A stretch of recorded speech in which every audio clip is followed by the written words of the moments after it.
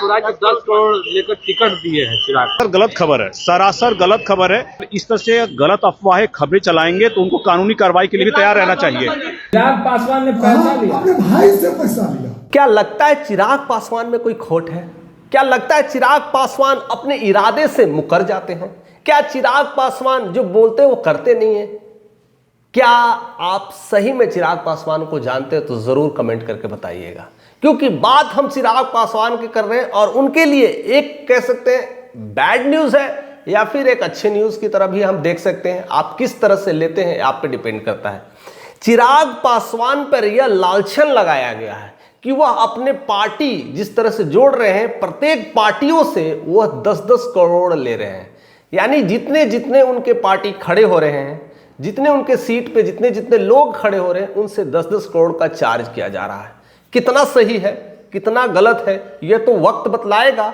फिलहाल इस तरह की बातें कर करके यह कहीं ना कहीं पूरे बिहार में एक सियासी कह सकते हैं एक जंग खड़ा हो गया है। यह एक अलग ही राजनीतिक माहौल को ट्रेंड किया जा रहा है और इसमें कई न कई ऐसे लोग शामिल हैं, उसको लेकर करके यह एलिगेशन लगा रहे हैं। उसमें डॉक्टर संजीव का नाम आता है, वह विपक्ष के नेता है और वह इस तरह का लालछन लगा रहे हैं कि चिराग पासवान हमारे भी पार्टी के ऐसे ऐसे कर्जकर्ताओं को तोड़ रहे हैं, पैसे दे करके 10-10 करोड़ पैसे दे करके तोड़ रहे हैं, या तो वैसे पार्टी को ला रहे हैं और पैसे से खरीदने की कोशिश कर रहे हैं, या तो उनसे भी पैसे ले रहे हैं। ऐसे कई सारे झमेले आए हैं। यानी पैसा बनाने का एक सुगम तरीका उन्होंने ढूंढ लिया है। पैसे आ रहे हैं, उसी से प्रचार प्रसार करेंगे और अपनी पार्टी बढ़ाएंगे। तो क्या कितना सही है ये तो वक्त बतलाएगा। लेकिन इस बात को तवज्जो तब मिलता है जब उनके अपने चाचा पशुपतिनाथ खुद कह देते हैं यह सही बात है, ऐसा कर सकते हैं। उनके नियत में ऐसी खोटे होते रहती है।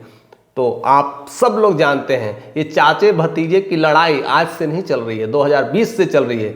जब से सियासी में उनके पिता चिराग पासवान के पिता रामविलास पासवान नहीं रहे, तब से यह चाचे भतीजे की लड़ाई चल रही है। यानी चिराग पासवान और पशुपतिनाथ की लड़ाई चल रही है और इसको लेकर के एक दूसरे को नीचा गिराने की कोशिश कर रहे हैं। अब कौन किसको गिरा रहे हैं ये तो जरूर आप ही बताइएगा, समझा पाइएगा कि सही में चिराग पासवान भी उनको कटाक्ष कर रहे हैं या सिर्फ पशुपतिनाथ ही कटाक्ष कर रहे हैं। क्योंकि लड़ाई एक तरफा नहीं होती है, ताली भी एक तरफ से नहीं बजता है, दोनों हाथ को लगाने ही पड़ते हैं। तो कौन कितना लगा रहा है ये ज़रूर आप कमेंट करके बताइएगा, या फिर ऐसे लालछन लगाना है यह गलत है, क्योंकि ऐसा काम चिराग नहीं कर सकते।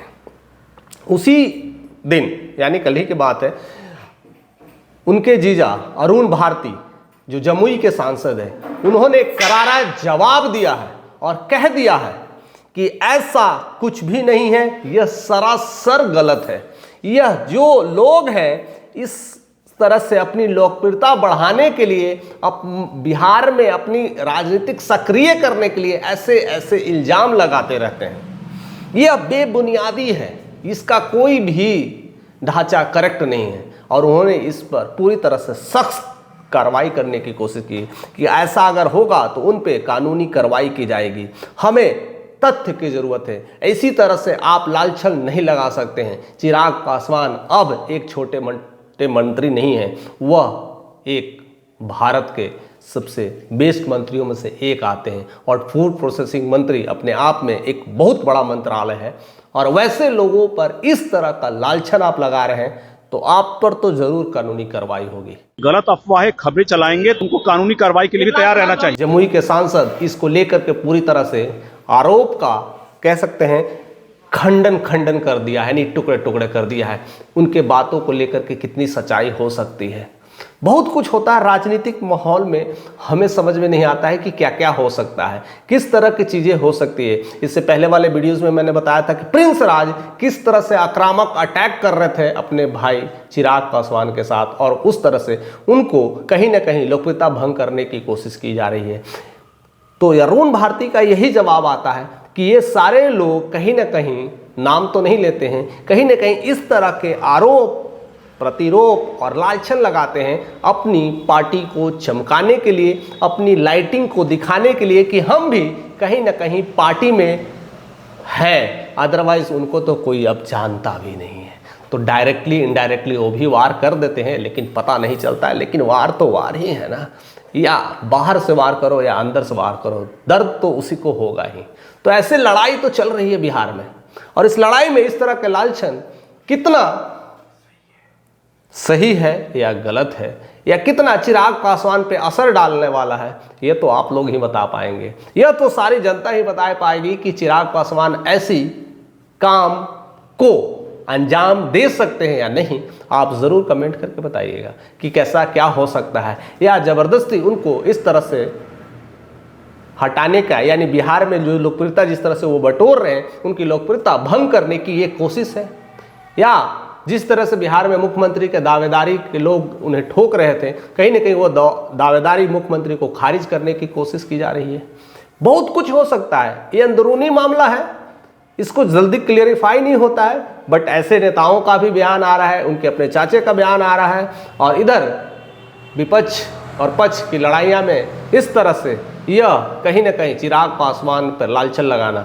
हालांकि वो विदेश दौरे पर है, अपने काम में पूरी तरह से बिजी है और अपने काम को शालीनता से और एक अपने अंदाज से वो काम कर रहे हैं, लेकिन इस तरह के बिहार में पार्टी को लेकर करके 10 करोड़ का जो बयान आया है वह कितना सत्य है यह तो वक्त बतलाएगा। तो हमारे साथ आप ऐसे ही बने रहे, बहुत कुछ हो सकता है बिहार के इस भूपटल पे। बहुत सारे ऐसे गेम चेंजिंग फार्मूले निकल के आएंगे, कहीं ना कहीं से ऐसे बेबुनियाद बातें निकल के आएंगे, सब कुछ हम आप तक पहुंचाने की कोशिश करेंगे। तो हमारे साथ ऐसे बने रहे, चैनल पे नए तो सब्सक्राइब करें।